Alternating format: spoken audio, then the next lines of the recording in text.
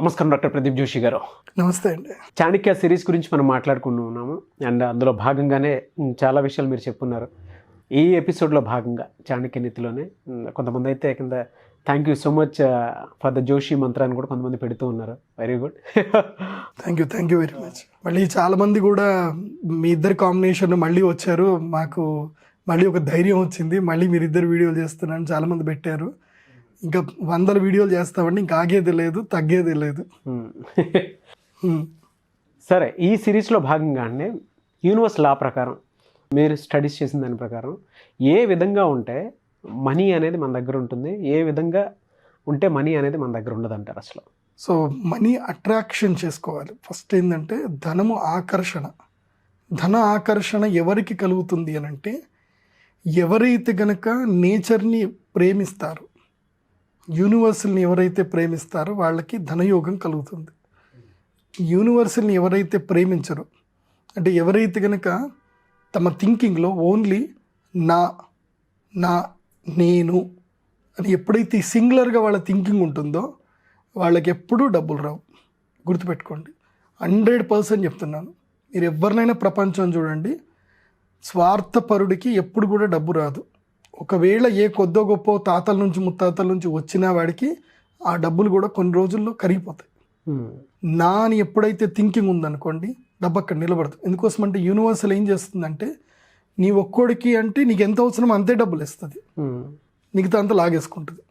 లాగేసుకొని ఎవరైతే మన అని నేచర్ గురించి ఎవరైతే ఎక్కువ థింక్ చేస్తారో వాళ్ళకి ఆ డబ్బులు మొత్తం ఇచ్చేస్తుంది అనమాట. దీనికి ఒక మంచి ఎగ్జాంపుల్, ఒక కథ ఉంటుంది. ఓకే, మనందరికీ మహాభారతం గురించి తెలిసిందే. చాలామందికి మహాభారతంలో చాలా కథలు తెలియదు. ఒకసారి ఏం జరిగిందట, కృష్ణార్జునులు ఇద్దరు కూడా ప్రతిరోజు సాయంత్రము వాళ్ళు విహారయాత్రకు వెళుతూ ఉంటారు. అంటే నగర కార్యం అని అంటారు. అంటే నగరంలో ఏమేమి జరుగుతున్నాయి, ఏం కథ అని చెప్పి చూడడానికి వాళ్ళు ప్రతిరోజు వెళుతూ ఉంటారు అనమాట. అయితే అంటే ఆయా నగరాలకు వీళ్ళు ట్రావెల్ చేస్తూ ఉంటారు.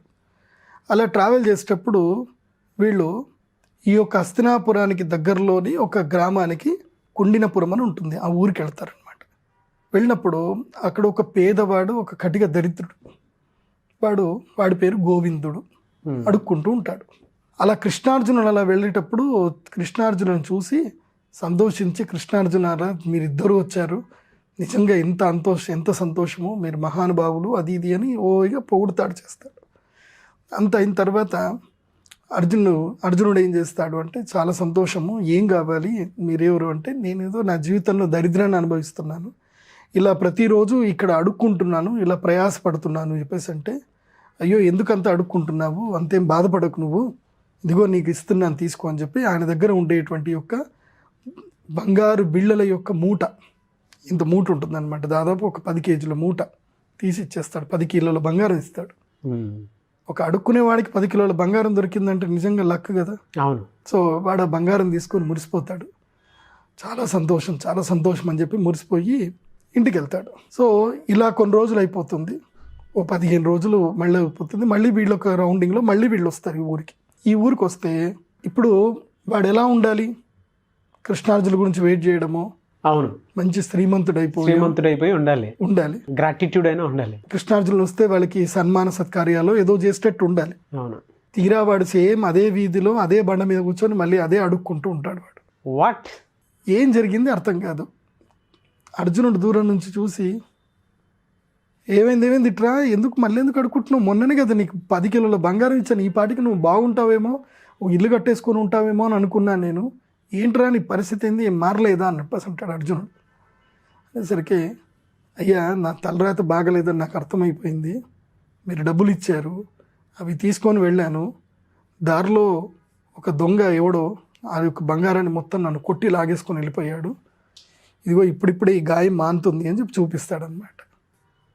అవునా, నేను వెంటనే గూఢచారులందరూ కూడా చెప్తాను, ఆ బంగారం ఎవడు దోచుకున్నాడో చెప్తాను అని అంటే, వద్దు స్వామి, నా తలరాత నాకు అర్థమైపోయింది, మీరు అంత బంగారం ఇచ్చినా నాకు ఆ దక్కలేదంటే నా తలరాత లేదని నేను అనుకుంటాను అంటే, అట్లా కాదు, ఇప్పుడు నేను నీకు ఒకటి దానికైనా 100 రెట్లు విలువైంది నీకు ఇస్తాను, దీన్ని నువ్వు ఎక్కడ ఇచ్చినా సరే నీకు 100 కిలోల బంగారం వస్తుంది, నీకు అంత విలువైంది, నువ్వు నా అంగుళీకం ఇస్తున్నాను, డైమండ్ రింగ్ ఇస్తాడనమాట, నా డైమండ్ రింగ్ నీకు తీసిస్తున్నాను, ఇది తీసుకెళ్ళి నువ్వు ఇంద్రప్రస్థంలో వెళ్ళి ఇచ్చావు అని అంటే ఇమీడియట్లీ దీన్ని తీసుకొని నీకు 100 కిలోల బంగారం ఇస్తారు, నీకు వీలైతే అక్కడనే ఏదైతే ఒక ఇల్లు కట్టిస్తారు, అన్నీ నీకు ఇచ్చేస్తారు, నువ్వు రాజయోగాన్ని అనుభవిస్తావు. నా దగ్గరికి వచ్చిన తర్వాత లేకపోవడం అనేది లేనే లేదు, ఇదిగో ఈ డైమండ్ రింగ్ తీసుకో అని చెప్పేసి డైమండ్ రింగ్ ఇస్తాడు.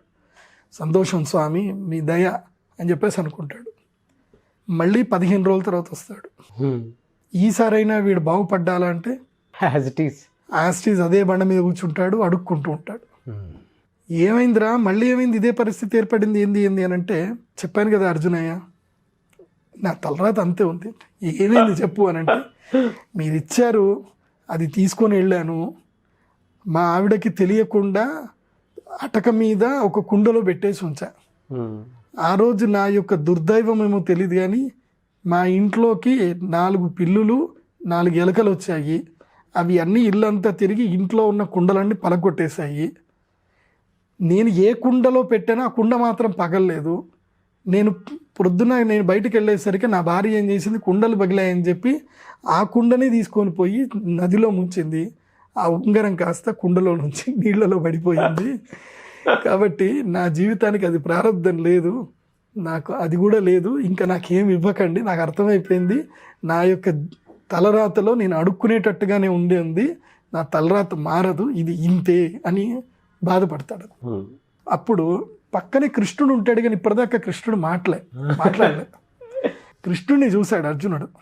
చూసి, ఏం కృష్ణ, వీడి తలరాత ఇంతేనా, వీడి గురించి అని చెప్పి నా దగ్గర ఉన్న బంగారం అంతా పోగొట్టుకున్నాను, నాకు డైమండ్ రింగ్ కూడా నేను పోగొట్టుకున్నాను, అంటే దురదృష్టవంతుడితోటి కలిసి ఉంటే మనం కూడా దురదృష్టవంతులం అవుతాం అనేది నిజమేమేమో అనిపిస్తుంది.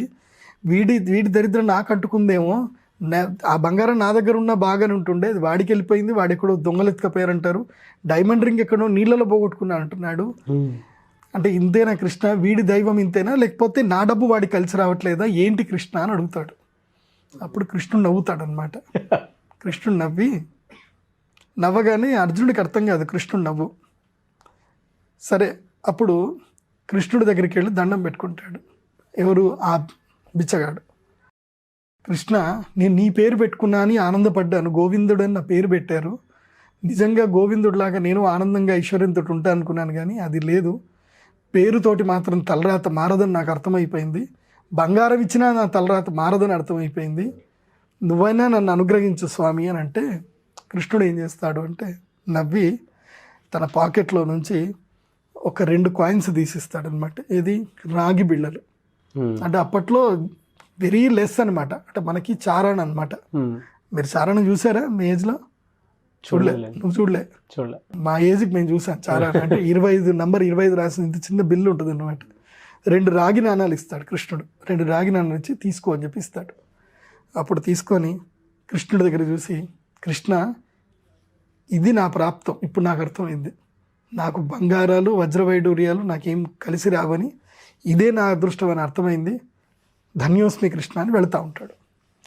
తీరా వెళుతూ ఉంటే ఒక అంగట్లో చేపలు అమ్ముకునేవాడు ఉంటాడు. చేపలు అమ్ముకునేవాడు ఉంటే ఒక చేప ఎగురుతూ ఉంటుంది అనమాట, ప్రాణం కోసం విలవిల కొట్టుకుంటూ ఉంటుంది. ఓకే, ప్రాణం కోసం చేప విలువల కొట్టుకుంటుంటే వీడికి బాధ అనిపిస్తుంది. నా జీవితంలో నేను ఎలాగూ బాగుపడలేదు, కనీసం నా దగ్గర ఉన్న డబ్బులతోటైనా ఒక జీవికి అది బతకడానికి ఎంత విలవిల్లాడుతుంది, దానికి బతకడానికి ఛాన్స్ ఇద్దాము అని చెప్పి, ఒరే ఆ పెద్ద చేప విలువలు కొట్టుకుంటుంది కదా, అది నాకు ఇచ్చేసానంటే, అయ్యా అది 2 వరాహాలు అని అంటే, ఇదిగో నీకు ఇస్తాను అని చెప్పి తన దగ్గర ఉండే ఆ కాయిన్స్, తన దగ్గర ఉండే మిగతా డబ్బులన్నీ కూడా తీసుకొని వాడికి ఇచ్చేసి, ఆ చేపని బతికించాలన్న ఆతృతతో ఏం చేస్తా అంటే చేపను తీసుకుంటాడు. తీసుకొని ఇంకా నదిలో వేద్దామని వెళ్తూ ఉంటే ఆ చేప గిలగిలు కొట్టుకుంటూ ఉంటే దాని నోట్లో ఏదో తట్టుకుంది అని వాడికి అనిపిస్తుంది. అయ్యయ్యో బిడ్డ నోట్లో ఏమో తట్టుకున్నట్టుంది, తీస్తా అని చెప్పి మెల్లిగా నోట్లో వేలు పెట్టి దాన్ని సరి చేస్తూ ఉంటే నోట్లో నుంచి ఒక పదార్థం బయటకు వస్తుంది. అది ఏంటిది అంటే, ఏంటిది గెస్? ఆ డైమండ్ రింగ్. అర్జునుడు ఇచ్చిన డైమండ్ రింగ్. ఆ డైమండ్ రింగ్ ఆ చేప నోట్లోకి పోయింది. అది ఆ నోట్లో పెట్టుకొని గిలగిల కొట్టుకుంటుంది అనమాట. అరే ఇది డైమండ్ రింగ్ దొరికింది అని చెప్పి ఆ చేపను వదిలేసి దొరికింది అని గట్టిగా అరుస్తాడు అనమాట. అరిచేసరికి అదే టైం ఏం జరుగుతుందంటే, యాదృచ్ఛికంగా ఆ ఊర్లో నుంచి ఇంకా వెళ్ళిపోదామని చెప్పి ఆ దొంగ డిసైడ్ అయిపోయి ఆ దొంగ అక్కడి నుంచి వెళ్తూ ఉంటాడు. ఏది ఆ బంగారం అంతా పెట్టుకొని పోతూ ఉంటాడు. వెళ్ళేసరికి వీడు దొరికింది దొరికింది దొరికింది దొరికింది అనేసరికి నేను దొరికిపోయాను రోయ్, వీడు అర్జునుడితో నిన్ననే మాట్లాడాడు, అర్జునుడికి చెప్పాడు, గూఢాచారులంతా నేను తిరుగుతూ ఉన్నారు, నేనెవరో తెలిసిపోయింది, ఇంకా నా గురించి వెళ్ళి వీడు అర్జునుడికి చెప్పాడంటే ఇంకా నా జీవితం అంతా జైల్లోనే ఉంటుందని చెప్పి వాడు పరిగెత్తుకుంటూ వచ్చి వీడి కాళ్ళు పట్టుకుంటాడు. అయ్యా క్షమించు స్వామి, నీ బంగారం ఇదిగో ఎడ్ల బండిలో మొత్తం నీ బంగారం అంతా ఉంది, మొత్తం తీసుకో, ఆ బంగారం కాకుండా ఇంక ఎక్స్ట్రా బంగారం ఉంది, అంత తీసుకో, నా పేరు మాత్రం అర్జునుడికి చెప్పకు అని చెప్పి వాడు దండం పెట్టి పరుగు వెళ్ళిపోతాడు. ఆ ఎడ్ల బండి వదిలేసి వెళ్ళిపోతాడు. సో ఇప్పుడు ఇతనికి డైమండ్ రింగ్ దొరికింది, ఎడ్ల బండి దొరికింది, దానితో పాటు అతని బంగారంతో పాటు ఇంకా వేరే బంగారము దొరికింది. అవన్నీ తీసుకొని అలా వెళుతూ ఉంటే మళ్ళీ కృష్ణార్జునులు కనిపిస్తారు. కృష్ణార్జునులు కనపడి స్వామి స్వామి ధన్యోస్మి ధన్యోస్మి, ఇదిగో మీరు ఇచ్చిన ఉంగరము దొరికింది, బంగారము దొరికింది, అన్నీ దొరికాయి, కృష్ణ ధన్యోస్మి అని అంటాడు. అనగానే అర్జునుడికి అర్థం కాదు. కృష్ణుని అడుగుతాడు, స్వామి ఇదేంది లాజిక్, నాకు అర్థం కాలేదు, ఈ లాజిక్ మీరు నాకు చెప్పాల్సిందే. నేను ఇప్పుడు వాడు శ్రీమంతుడు అవ్వాలి అని నేను బంగారం ఇచ్చాను, అది వాడికి దొక్కలే, డైమండ్ రింగ్ ఇచ్చాను, దొరకలేదు. నువ్వేం చేసావు, 2 రాగి నాణాలు ఇస్తే ఇచ్చావు, నువ్వేదో మాయ చేసావు కృష్ణ, నీకు నా మీద ఏదో కోపం ఉన్నట్టుంది, వాడు నిన్ను అడగలేదని చెప్పేసానా, నన్ను అడిగాడని చెప్పేసానంటే కృష్ణుడు నవ్వి అంటాడు, అదేం కాదు, వాడి బుద్ధి ఆలోచన విధానం మారింది, అందుకోసమే వాడికి ధనం దొరికింది. ఓ ఫెంటాస్టిక్, బుద్ధి ఆలోచన విధానం అంటే ఏంది కృష్ణ అర్థం కాలేదంటే, నువ్వు మొదలు వాడికి బంగారం ఇచ్చినప్పుడు వాడి కేవలం వాడి ఆలోచన ఏంటంటే నేను బాగుపడతాను, నేను ఇల్లు కట్టుకుంటాను, నేను అది చేసుకుంటాను, ఇది చేసుకుంటానని వాడి దృష్టిలో నేను అని మాత్రమే ఉండేది. కాబట్టి వాడిది రాలేదు. ఎందుకోసం అంటే వాడు నేను అని అనుకుంటే యూనివర్సల్ వాడికి సపోర్ట్ చేయలేదు. దొంగ రూపంలో వాడి డబ్బుని యూనివర్సల్ నేచర్ తీసుకెళ్ళిపోయింది. అవును. సెకండ్ టైం ఏం చేశాడు అంటే, నేను నా భార్య పిల్లలు అనుకున్నాడు, అది ఇంటి వరకు వెళ్ళగలిగాడు, అక్కడి వరకే వెళ్ళగలిగాడు. కానీ అక్కడ ఎంతవరకు అంటే వాడికి ఆల్రెడీ వాడి భార్య పిల్లలు తినేంత డబ్బు వాడి దగ్గర ఉంది. కాబట్టి ఆ ఉంగరం అక్కడ నిలబడలే. ఎందుకోసం అంటే నేను నా భార్య పిల్లలు అనుకున్నాడు, మాత్రం ఆ బంగారం అక్కడికి వెళ్ళిన తర్వాత యూనివర్సల్ చూసింది, నేచర్ చూసింది, ఈ బంగారం ఇక్కడ వీడికి అవసరమా కాదా అని చూసింది. చూస్తే ఏమైంది, వాడికి ఆల్రెడీ ఇంట్లో భార్య పిల్లలకు జీవితాంతం సరిపడ తినేంత డబ్బు అయితే వాడి దగ్గర ఉంది, భూమి కూడా ఉంది వాడికి. కాబట్టి ఇది అక్కర్లేదు అని చెప్పి యూనివర్సల్ నేచర్ ఏం చేసింది, తీసుకెళ్ళిపోయింది డైమండ్ రింగ్. ఇప్పుడు వీడికి ఏమైంది, నేను డబ్బులు ఇచ్చిన తర్వాత వాడి బుద్ధి మారింది. నేను బతకలేకపోయినా పర్వాలేదు, నేను సుఖంగా లేకున్నా పర్వాలేదు, ఇంకొకరికి నేను ప్రాణం ఇస్తాను, ప్రాణదానం చేస్తాను అని చెప్పి వాడికి దయా జాలి వాడి క్యారెక్టర్స్ లోపలికి వచ్చినాయి. వాడికి వచ్చి ఏం చేశాడు, చేప చనిపోతుంది, ఆ చేపను తినే ఉద్దేశం రాలేదు వాడికి, ఏమొచ్చింది, బతికించాలని ఆలోచన వచ్చింది. అది గిలగిల కొట్టుకుంటే దాని మీద వాడికి దయ కలిగింది. సో అప్పుడేం చేశాడు, వాడికి ఆ దయ కలిగింది కాబట్టి ఆటోమేటిక్గా ఆ యొక్క స్టోను దొరికింది, వాడికి రింగు దొరికింది, యాజ్ వెల్ యాజ్ ఇది దొరికింది. సో వాడికి ఆ థింక్ రాలేదంటే, ఆ 2 పైసలు పెట్టుకుని ఇంటికి పోతే వాడు అట్లనే ఉంటుండే. వాడికి ఆ థింకింగ్ వచ్చింది కాబట్టి, నేచర్ కదా ఈ ప్రపంచంలో, చేప కానీ ఏదైనా సరే, except you everything is the nature. నువ్వు నీ యొక్క కుటుంబం తప్ప మిగతా అదంతా కూడా నేచరే. సో ప్రతిదీ నేచర్లో భాగం కాబట్టి నేచర్ని లవ్ చేశాడు. కాబట్టి నేచర్లో ఒక దగ్గర సహాయం చేయాలని ఉపాయం వచ్చింది కాబట్టి వాడికి అన్నీ మళ్ళీ దొరికాయి. సో ఎప్పుడైతే మనిషి స్వార్థపూరితంగా నేను నేను అని ఎప్పుడైతే ఆలోచిస్తాడో వాడికి అదృష్టం పక్కనున్నా నీకు రాదు. అంగట్లో అన్నీ ఉన్నా అల్లుడి నోట్లో ఇదేమంటారు కదా, శని అన్నట్టు మోచేతుకు బెల్లం పెట్టినట్టు ఉంటుంది వాళ్ళ జీవితం అంతా కూడా. నేను ఎంతోమందిని చూస్తాను, వాళ్ళ దగ్గర భూములు ఉంటాయి, ఆస్తులు ఉంటాయి, అన్నీ ఉంటాయి. తీరా భూముల వర్తేమో 10 కోట్లు 20 కోట్ల వర్త్ ఉంటుంది. మళ్ళీ అదే కూన పెంకటిల్లు, అదే జీవితం అట్లాగే గడుపుతూ ఉంటారు. వాళ్ళు యూనివర్సల్కి ఏం చేయరు కాబట్టి వాళ్ళకి ఏవి కూడా జరగవు. లేకపోతే ఏదో ఒకటి జరుగుతుంది, అమ్ముదామని పోయేసరికి కూడా వచ్చి కోర్టు కేసు ఇస్తాడు, ఏదో ఒకటి జరుగుతుంది. ఎప్పుడైతే నేను నేను అని ఆలోచిస్తామో మన జీవితంలో మనం అక్కడనే ఆగిపోతాం. మన జీవితంతో పాటు 10 మందికి కూడా నేను ఉపాధి కల్పించగలగాలి, నేను ఉన్నత స్థాయికి వస్తాను, నేను 10 మందికి ఉపాధి కల్పిస్తాను, నేను ఇలాంటి మంచి పనులు చేస్తాను, 10 మందికి అన్నం పెడతాను అని నువ్వు ఒక మంచి ఆలోచనతో కనుక నీ జీవితంలో ప్రయత్నం చేయగలిగితే ఆటోమేటిక్గా యూనివర్సల్ ఏం చేస్తుంది, నీకు సపోర్ట్ చేస్తుంది. దీనికి ఒక బ్రైట్ ఎగ్జాంపుల్ చెప్తాను, ఈ లైవ్ ఎగ్జాంపుల్ ఇప్పుడు నా లైఫ్లో జరిగింది. నేను అరుణాచలం వెళ్దామని అనుకున్నాను. నేను డిసెంబర్ 7వ తారీఖు అరుణాచలం వస్తానని నేను ఒక ప్రముఖ ఒక టీవీ ఛానల్ ప్రోగ్రామ్ చేసినప్పుడు చెప్పేశాను. నేను ప్రోగ్రామ్ 7th మీరు అరుణాచలం వెళ్తారు. డిసెంబర్ 7th అరుణాచలం గిరి ప్రదక్షిణ చేయాలని డిసైడ్ అయిపోయాను. నాకు 2-3 విఘ్నాలు వచ్చాయి. అంటే నేను వెళ్దాము అని నేను ఎప్పుడైతే అనుకున్నానో, నేను జనాల కోసం వెళ్దామని అనుకున్నా. నేను వెళ్ళాలి, నాతో పాటు ఎంతోమంది వస్తారు, జనాలందరూ వస్తారు, వాళ్ళందరితో కలిసి తిరగాలి అని నేను అనుకున్నా. ఇది నా యొక్క థాట్ ప్రాసెస్. నేను రిలీజ్ చేశాను. నాకు 2 సైన్లు వచ్చాయి. మొదలు ఒకళ్ళు ఏం ఫోన్ చేసి చెప్పారంటే ఏంటంటే, ఒక ఆయన నేను కూడా వస్తాను గురూజీ అది ఇది అని అన్నారు. అన్నవాళ్ళు మళ్ళీ ఫోన్ చేస్తే వాళ్ళు నాకు ఇంట్రెస్ట్ లేదండి, నేను రాను అని చెప్పేశారు. అదొకటి డిప్రెషన్ అనమాట. వాళ్ళు వస్తారు అనుకుని ప్లాన్ వేసుకుందంతా కూడా క్యాన్సిల్ అయింది. సరే, నెక్స్ట్ ఇంకొకటి ఏంటంటే, ఇంకొక పర్సన్ కూడా నేను వస్తాను గురూజీ, మనం ఫ్లైట్లో మనం వెళ్దామని చెప్పేస్తున్నాను గురూజీ.